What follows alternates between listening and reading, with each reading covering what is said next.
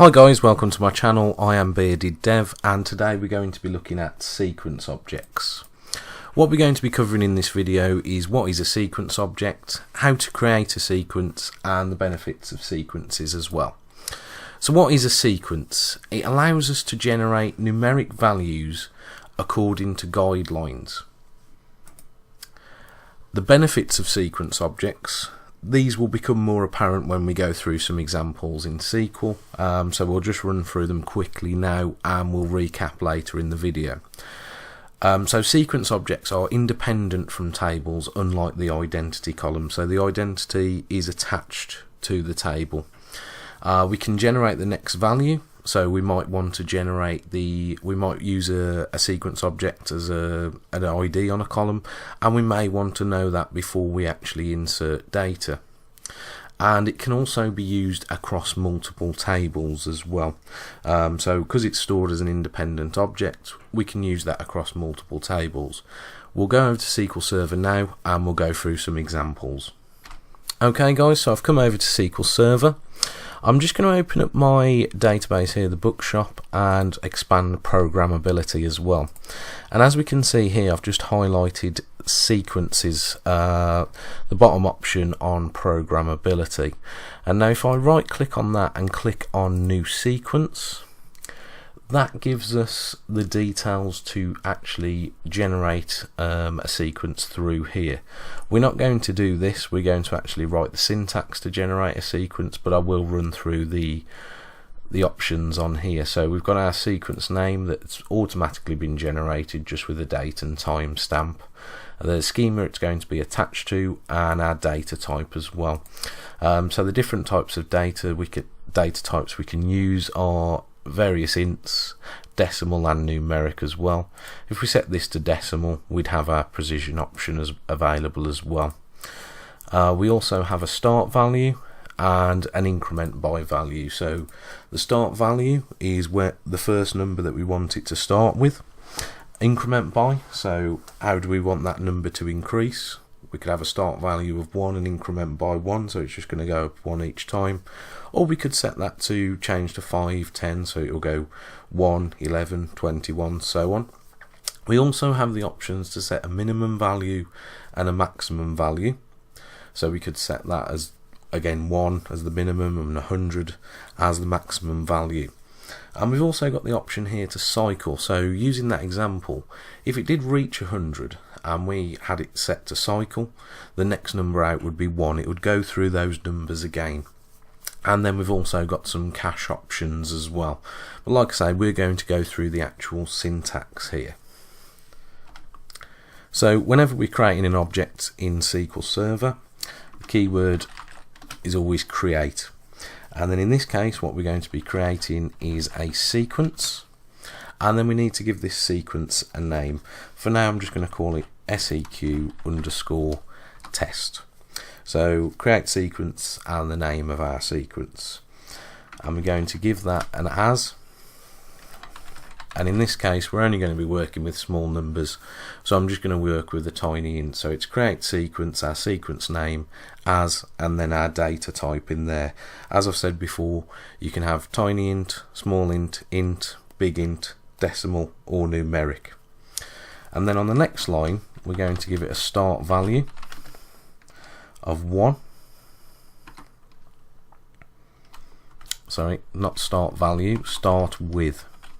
Keyword with, start with, increment by. In this case, we're going to increment by 1. And we're going to set a minimum value as 1, min value and max value all one word in this case. I'm going to set the max value as 100. And like I said when I talked through the example earlier, we're going to set this to cycle. So when the sequence reaches 100, we want this to cycle. We want it to start again, going through those numbers again. So we're going to set the keyword there, cycle, as well. So if I press F5 now, we can see that's created successfully. Now one of the system tables that's good to look at, and we can find all our information about our sequences in here, is sys.sequences. so I'll just introduce you to this table.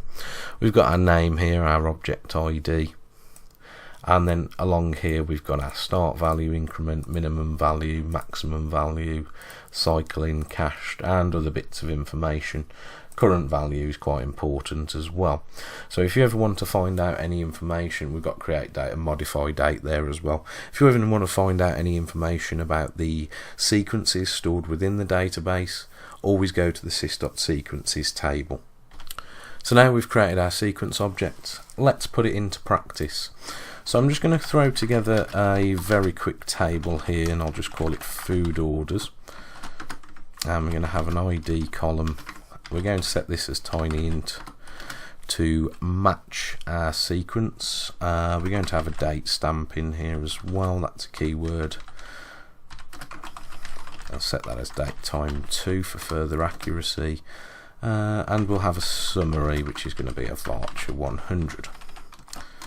So that would be our normal syntax to create this table, in this case food orders. Now ID, we'd usually put an identity column on that, but we want to actually make use of our sequence object. Now we need to add this as a default value, so the keyword default, and then we're going to say next value for, and then our sequence name, in this case seq underscore test. So I'm just going to quickly throw that table together now. That's been created successfully. We haven't got any data in there at the moment, we've just thrown that together. So let's test out our sequence object working on this table and run a few inserts. So we're going to insert into our table food orders, and we're just going to insert date and summary, because it's going to pick up our default value for the ID column from our sequence object. So I'll just put in here current timestamp, summary. I should put burger and chips. Who doesn't like burger and chips? And if I run that insert now, that's completed successfully. And then we've got our ID 1. Let's run this insert again. In fact, let's run it a few times. Let's run it 3 times here. So I've just done a single insert and ran that 3 times. And as we can see, our IDs are being generated. Now I could highlight this and click on it another 100 times just to test our cycles working, but I'm not going to do that. So I'm just going to throw a quick loop together, a quick while loop. Wouldn't recommend this in a production environment. There's always, well, there mainly is a good alternative to find to not have to use a loop, but for the purposes of this, I'm just going to throw one quickly together. So I'm just going to declare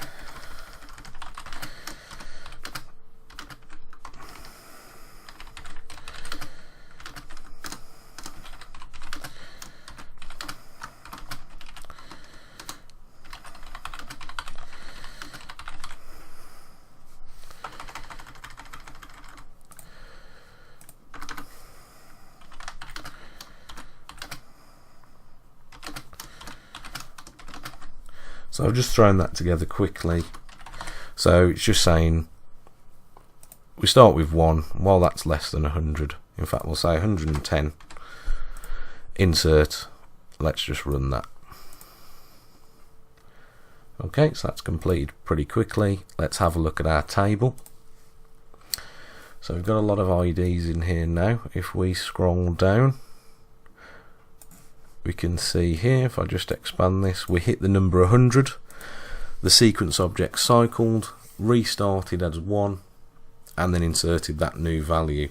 So in this table we could use the ID and the date as our primary key. So with this example you've gone through, guys, you might be thinking, well, why don't we just use the identity column for this? We could easily use it. And yes, we could in this example, but this was just a quick example thrown together to show how the sequence object works. Remember, the identity column is actually attached to the table where a sequence object is stored separately. And the benefits of that are, one example I like to think of is fast food. For some reason I like to get fast food. So if you go into a fast food shop and they've got multiple tills, so you go up and you place your order and you get your number and then you wait for your food to come out. So they've got 3 tills there. They do not want to generate the same order number. They do not want to give 2 customers the same order number. So let's think in terms of a database. We could have 3 tables, 1 for each till, and they could all pick up a default value from this object, but it would never be duplicated because it would always be selecting the next value. So once we run an insert on this table, if we now query, we can see the latest one we've got is ID 13. If we scroll up and look at our sys.sequences table, and we'll scroll along here to our current value is 13. So if we were to insert into another table using this sequence object, it would know that 13's already gone and the next number it's got to give would be 14. So there's no chance of us duplicating that number. Another benefit of a sequence object is we can just simply select the next value for our objects. So if I run this now, I can retrieve that, which we may want to do. If we're inserting into a table, sometimes we want to know what that ID is. We may be inserting into a table and then a linked table at the same time and within one query, and we want to get that ID column and pass that into as a foreign key into our linked table. Now we could do that using the identity column, but the risk with that is if we've got a table that's running inserts constantly, then by the time we finished our query we may have retrieved the ID, but that may have changed. There may have been other inserts. When I'm selecting the next value from a sequence object, that would never happen. So I've done nothing with this number 14 here. I've just said to this sequence object, what's your next number? Now if I run this again and again and again and again, it generates me a new number every time. So it may be that knowing the number beforehand that we're going to insert is very important to us, and in that case we need a sequence object to do the work. Now what I'm going to do now is just go through another quick example. So I'm just going to drop our table food orders, and I'm going to create the table again. In fact, I'm going to create 2 tables. So I'm going to call one food orders and another one food orders underscore 2, and it's going to be set up exactly the same. So this goes back to our scenario in fast food, so these could represent our 2 tills. Now what I'm also going to do is I'm going to alter our sequence. I'm going to restart with 1. Let's just query that in our sequence table. So current value 20, and let's run our alter. So this alter statement will alter our sequence and restart it with the value 1. And let's go back to our sys.sequences table, just find out if that's worked. Current value 1. I'm now going to run this insert into food orders again. So it's just a single insert, I'm not using the while loop in this case. And then I'm going to run another insert into food orders 2. Okay. And then I'm just going to copy this and paste it underneath, and let's query these 2 tables at the same time. In fact, let's copy this as well. Let's paste it above because that's going into food orders 2. Put a space in between. So let's run a few.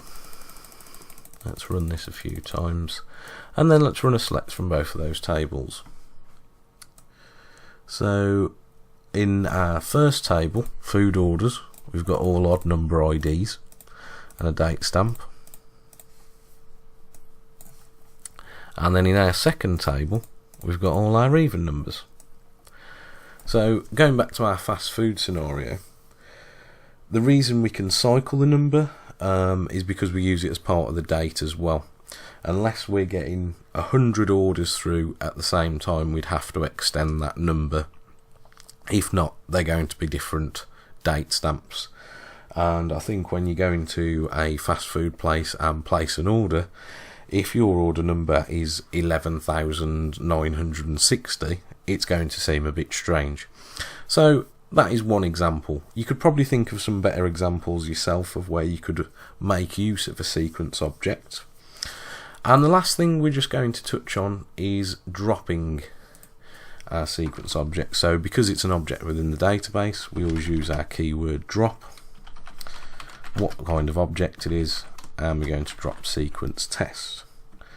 Now I'm going to run this now, and I'm expecting it to fail. And that's why. So we can't drop the sequence if it's being referenced by a table. So we can see it's created a default constraint. We wouldn't be able to drop that sequence because that has now got an association to those tables. But that would be the syntax to drop the sequence. I'm just going to go over to a new query window, guys, and we'll go through some other examples. So we'll create another sequence.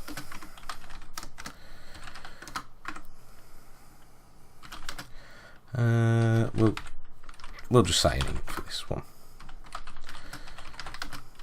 and we'll start with 1.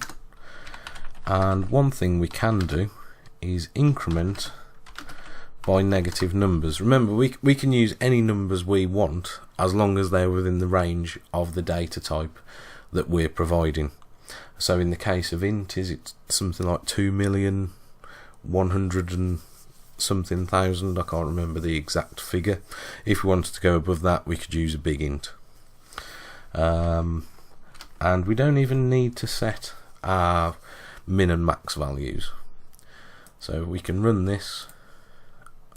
So we haven't set cycle. So let's have a look in the system table sys.sequences how this has been created. So we've got our new one here. So our increment is set as -1. Oh, I was well out on the number for an int. I did think I was when I was saying it, but it's a much larger number than I had anticipated. Yep, so it's set our minimum values and our maximum values. Cycling isn't on by default.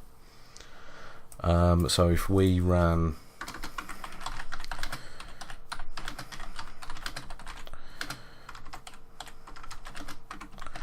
I'm in the habit of writing the word from rather than for. So you can see that's going down.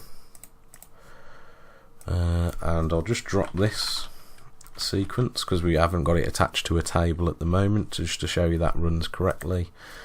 And let's create another one,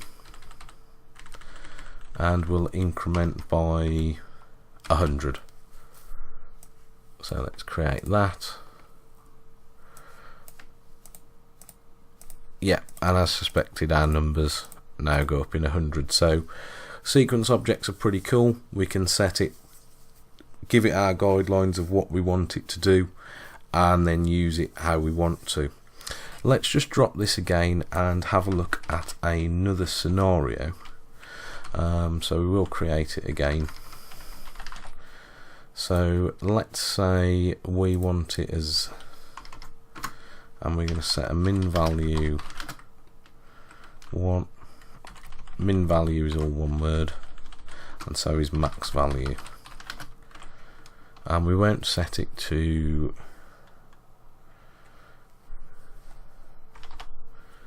set the max value as 5, and we won't set it to cycle.